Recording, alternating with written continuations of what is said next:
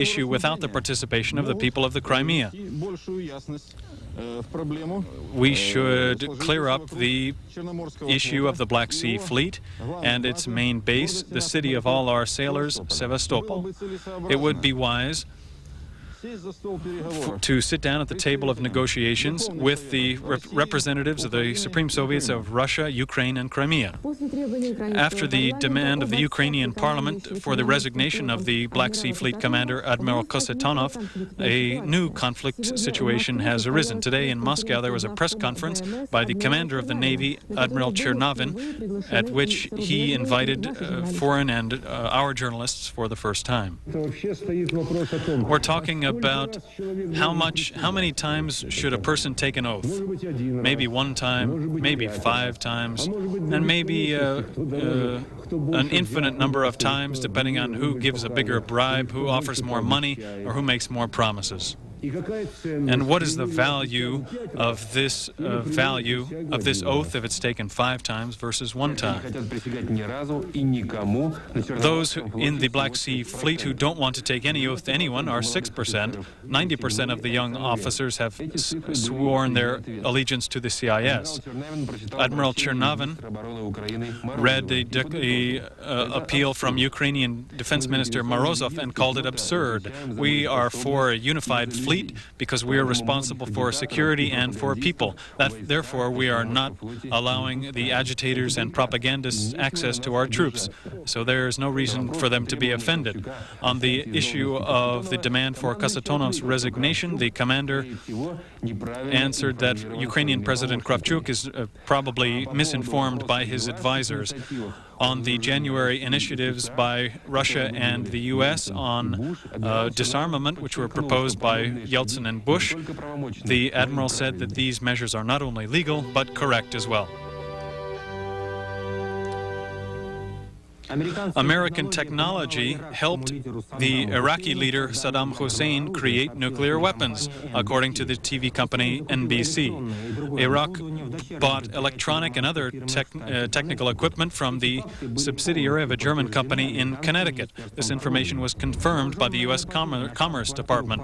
There was an armed attack on the Sinn Féin headquarters in Belfast, carried out by Constable James Moore of the Special Anti-Terrorist Unit. As a result of this attack on the IRA headquarters, 3 people were killed and 2 were wounded. James Moore shot himself later. The police believe he committed this crime under strong stress. In the refugee camp for Vietnamese refugees in Hong Kong, there was another fight involving about 80 people, but this is only a small episode compared with Monday's riot. According to preliminary data, the riots between North and South Vietnamese people on that day resulted in 21 deaths and over 120 casualties.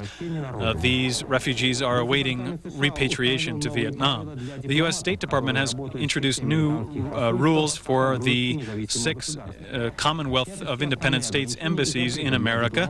All the prohibitions but one have been removed. According to the State Department spokesman, we're talking about romantic situations which embassy employees are not recommended to participate in.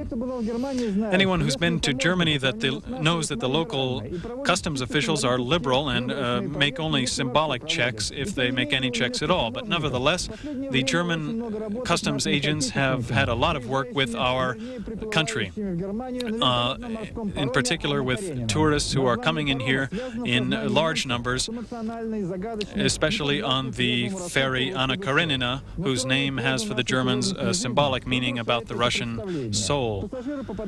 Passengers are bringing contraband in here, especially vodka and caviar, and in an attempt to sell them for hard currency here to build up capital. They're also bringing icons in their suitcases. The German customs officials fulfill their duty with double feelings. They understand that people are in a very difficult situation in their homeland, so many customs officials give in to the temptation to allow them to bring in for sale at least 1 bottle of vodka.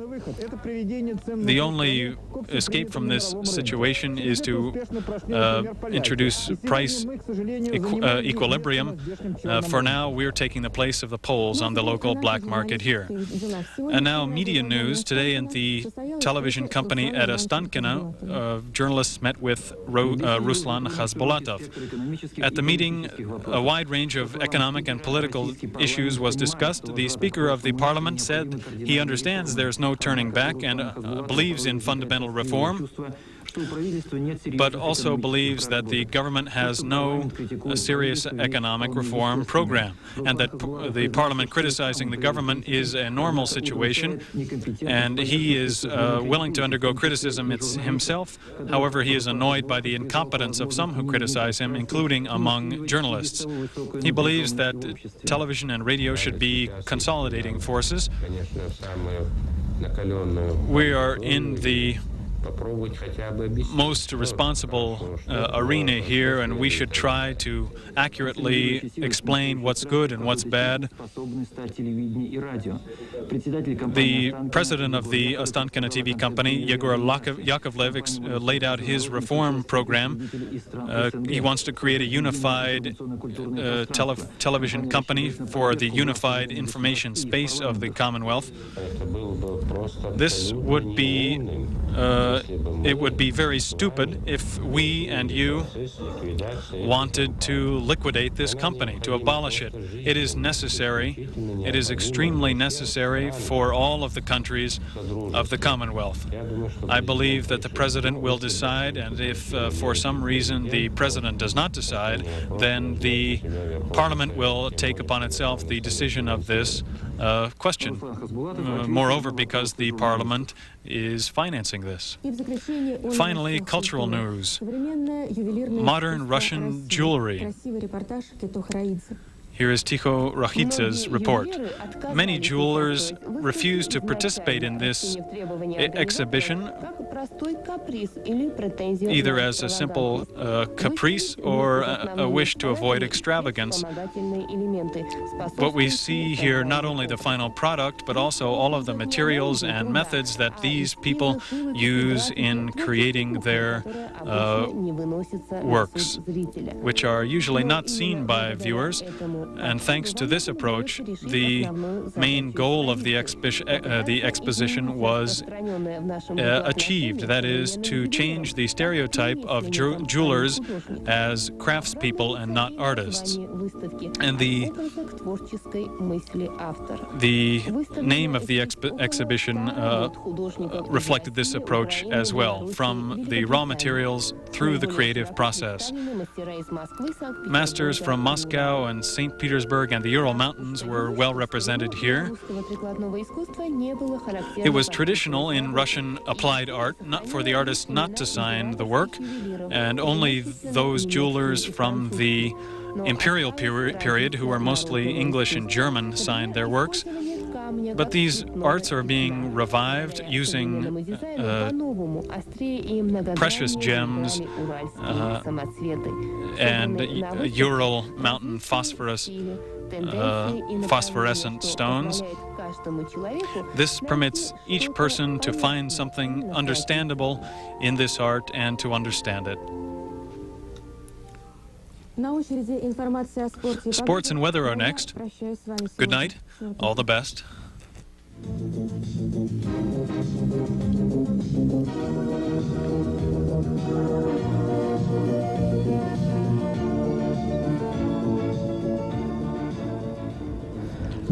In sports news today, Michael Powell wins the Jesse Owens Cup. Scandal in Paraguay. Kevin Keegan has a new job in... Good evening. Now about these and other events in more detail. The Commonwealth hockey team lost in the final match of the Nissan Cup to the Swiss team 3-0. This loss is alarming, especially since the Olympic Games begin in 3 days. The victorious Swiss team has never played a very prominent role in the world hockey team, and it is with this same Swiss team that the CIS team will play its first match on February 8th. American Mike Powell, who created a sensation in the sporting world last year with his 8-meter, 95-centimeter jump. Today he won the Jesse Owens Cup, named for that legend of the 1930s. His last record has not satisfied the athlete, and he still thirsts for gold in Barcelona, he says. In South America, the soccer tournament is gaining force. The Brazilian team beat Paraguay 1-0. However, this match reminds us that football can produce not just goodwill, but also violence.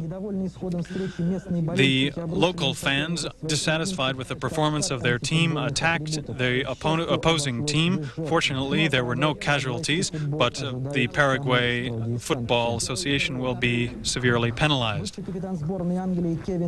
Former British soccer team captain Kevin Keegan is back in football.